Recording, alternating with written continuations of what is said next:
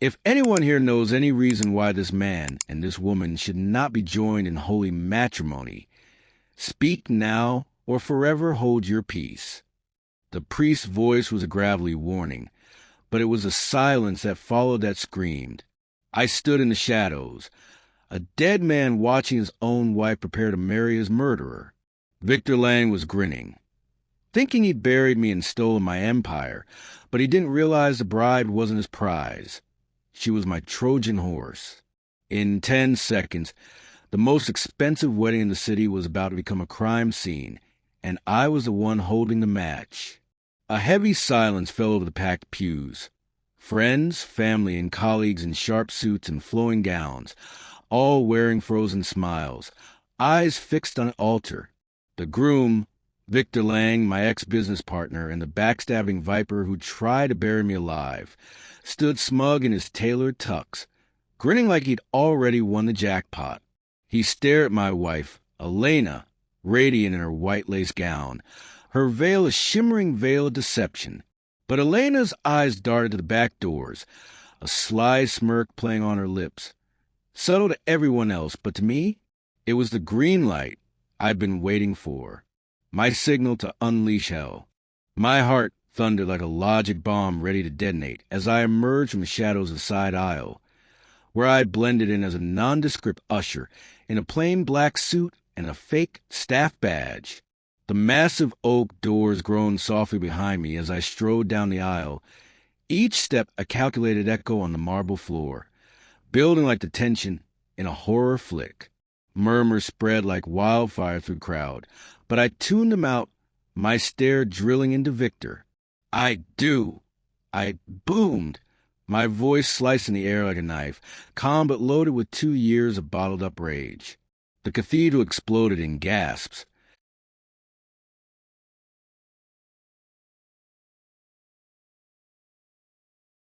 Heads snapping around like they'd seen a ghost. Victor's face went ghost white, eyes popping wide in pure shock, as if I clawed my way out of coffin. To him, I was dead, gone, wiped off the map. He stumbled back, legs wobbling like jelly, hands shaking as he clutched the altar for dear life, knuckles turning bone white.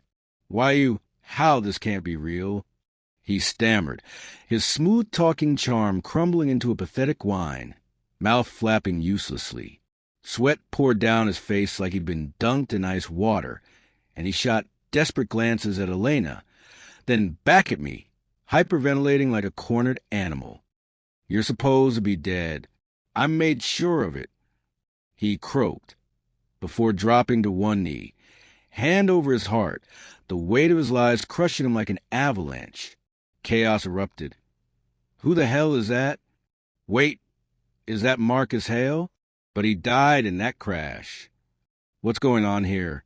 Elena's smirk bloomed into a full, victorious grin, her eyes meeting mine with a spark of pure, fiery love. This was our masterpiece, the explosive payoff to 2 years of shadowy plotting, a revenge plot so twisted it could star in its own blockbuster.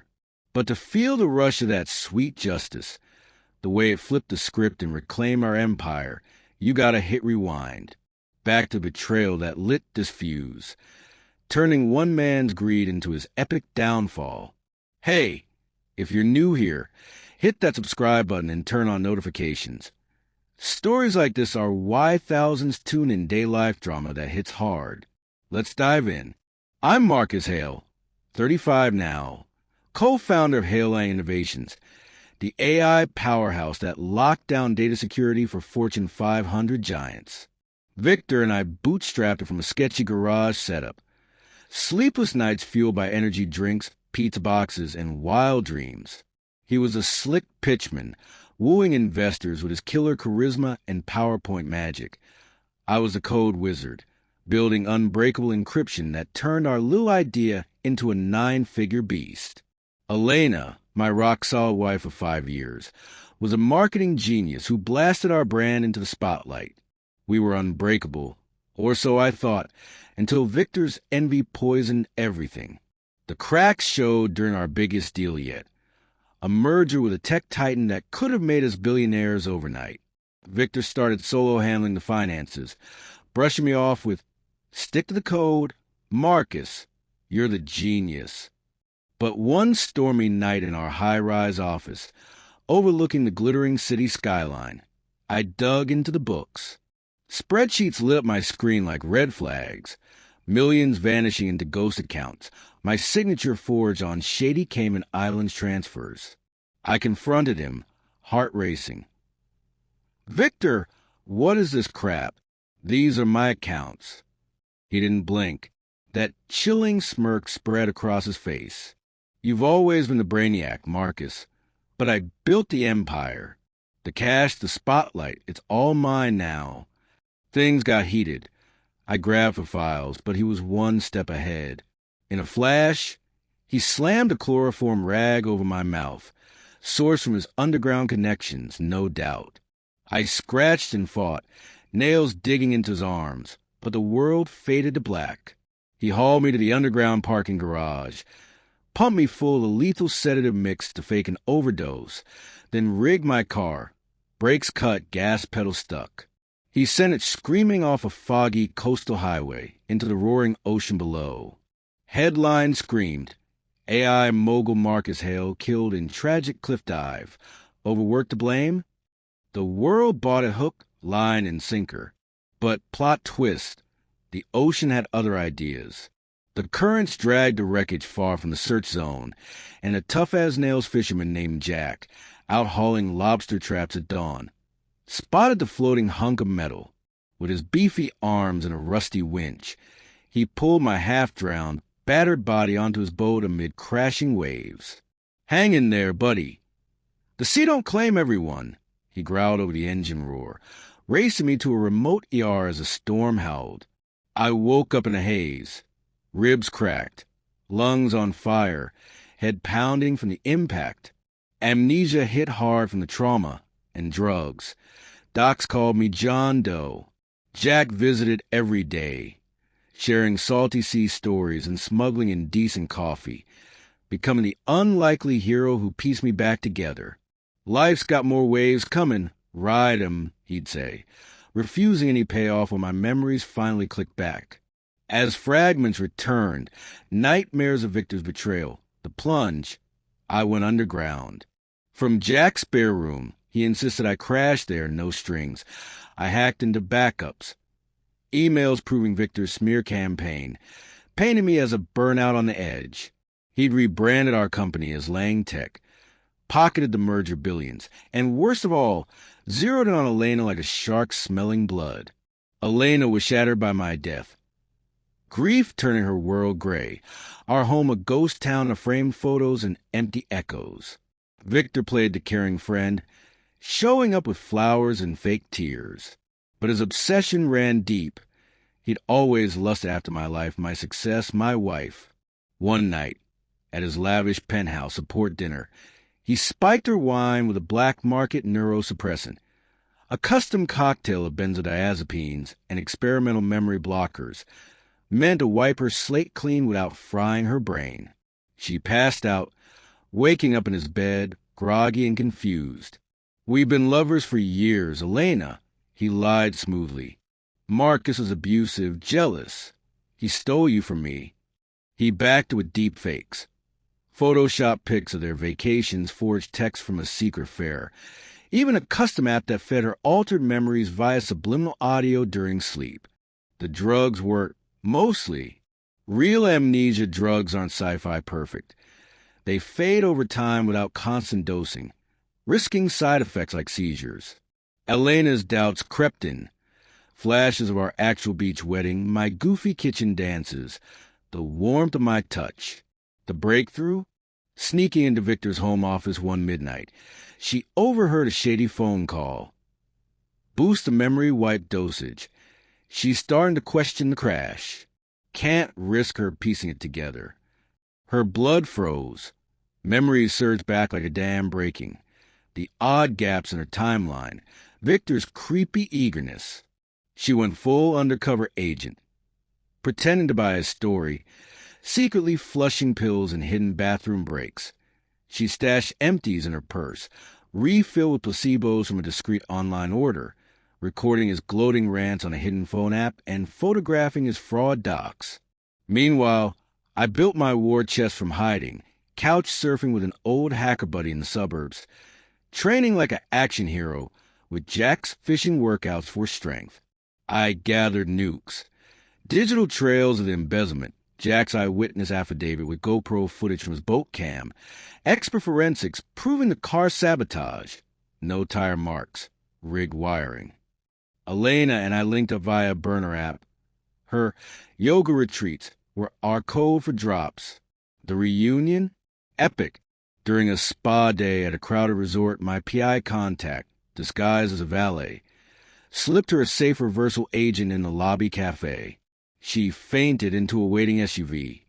I yanked off my cap in the back seat. "Marcus? Oh, God, it's you?" She whispered, hands cupping my face, tears mixing with fierce kisses in that tinted window hideout.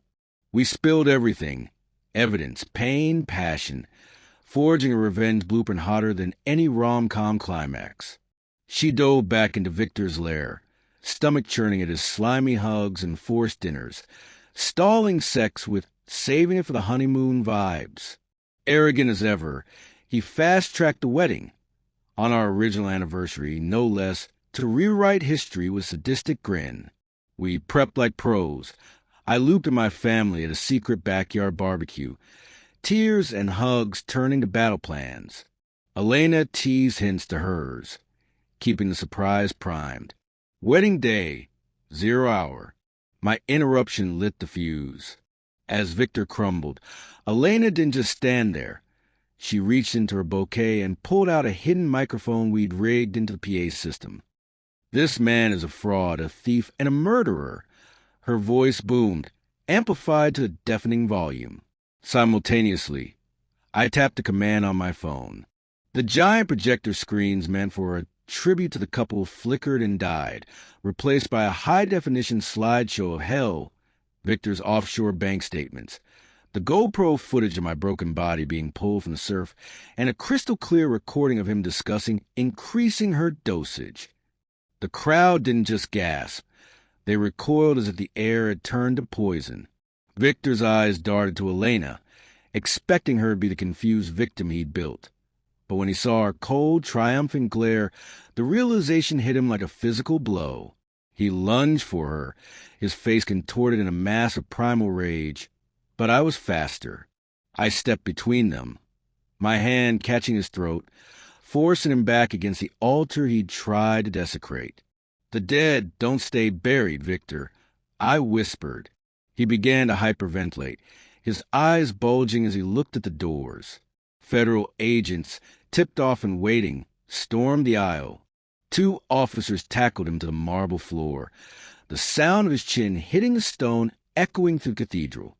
He kicked and screamed, his expensive tuxedo tearing as they dragged him down the aisle. "It's all mine. I built it," he shrieked, his voice cracking into a pathetic, high-pitched wail as his dignity evaporated in front of the city's elite. He looked back at Elena one last time, his eyes wide with a mix of terror and utter disbelief, realizing she had been the one to tighten the noose around his neck. As the sirens faded into the distance, the atmosphere in the cathedral shifted from horror to a strange, hushed reverence. I didn't need the usher's disguise anymore. I stripped off the fake badge and stood before the woman who had risked everything to play the long game with me. My father stepped forward, his eyes wet with tears, and handed me the real rings we'd kept hidden for 2 years.